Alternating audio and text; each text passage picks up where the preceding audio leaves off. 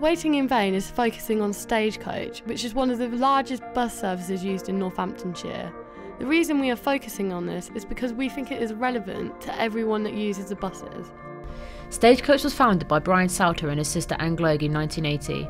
They owned only 2 buses, but with high demand of bus transport growing as the years go by, Stagecoach own around 8,100 buses and carry approximately 2.5 million passengers daily. Northampton Bus Station was opened in 1976, replacing the one at the Derngate. The bus station has a travel centre owned by Stagecoach. Northampton Bus Station was rated the 3rd most hated building in Britain. Northampton Bus Station is it is an ugly building. Some people will love it. Architecture's one man's meat is another man's poison, whatever. But it functions. It's dry. It has different bays where you can get on buses. If the council had spent the money that they should have spent on it, there's no reason why it couldn't be a much improved bus station. They've almost let it get into a terrible state to make the alternatives more attractive to us. I think I share the same opinion as a lot of people. It's horrible. It's really dirty, old and stuck in the past. I don't like it, but I know there's going to be a new bus station I think soon, so I look forward to that. Well, I have a bus pass, so I have to pay a big sum of money for a large amount of time, but I can't go on all buses with it, which is quite annoying, so I still have to pay prices, but the prices I do have to pay, I think they're too much for the size of the journey. Fares are going up all the time, of course, so people your age must, I don't know if you get any special fares or anything, but it's terrible, For people like me, I'm in a privileged position, being an old age pensioner. Well, personally, I've got a bus pass, so well, my view on the bus journey prices for other people, I think, are quite expensive nowadays, though. So, yeah. I don't enjoy. I put up with them. They're not a very exciting thing, but if you got to go somewhere, you got to go. Not really. It's rather boring. I tend to listen just to stick my headphones in and ignore it. Yeah, I do. I mean, there's some that when it's always packed, and that's when it's not exactly enjoyable, but when it's nice on a quiet day, then I do, yeah. I think they're underpaid. I think they're overworked. I think if I was in their shoes, then I'd probably be just as miserable. So I'm not blaming them, because I think that they're on a hiding to nothing.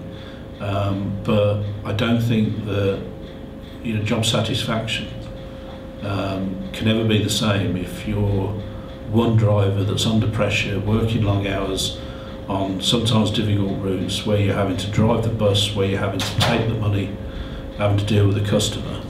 The bus services I knew had a driver in a cab whose job was to concentrate on keeping people safe and driving. That was it.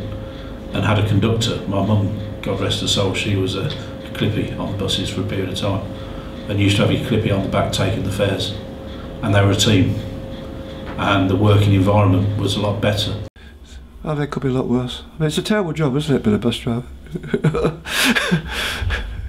Some bus drivers are friendly, but most of the time, because all of the teenagers that get on them, they just can't be bothered and they just ignore you. But they're always in the majority is always in a bad mood or giving you a weird look, so you get the odd nice one, but most of them aren't. I'd say when it gets crowded, or when the bus driver's too fast or going, not exactly a good driver, then that's when it's, yeah. I was left to wait for over an hour because they didn't turn up the other day, so that kind of mucked up a lot of time, so they are sometimes late. Apart from that, they're pretty good. The only thing I would say is that, because I'm quite tall, the leg room is quite limited, so I always end up with chafed knees or something, which is quite, it's not nice. They're less inspiring now than they were, and I think that so it depends, doesn't it? I mean, it depends on what bus you get on what route. I mean, you can get on one bus and it's got some nice relatively safe-looking psychedelic cushion seats. But then I think the only reason they're psychedelic seats is that when people throw up on them, you can't see the stains. I'm pretty sure of that. You then get some buses and you're sitting on a plank of wood or a bit of plastic because it's a different fitment. It's a bus service, and the advantage of a bus service would be that it's clean, reliable, regular and cheap. And all of those things seem to be being pushed out by profit. They've just redone the X4, which is now gold. I haven't been on it yet, but apparently that's all amazing. You get free Wi-Fi. But apart from that, there's just the same as any other bus. Stagecoach are good though because some of the buses run on Sundays, and they run a lot later than another bus I get. So.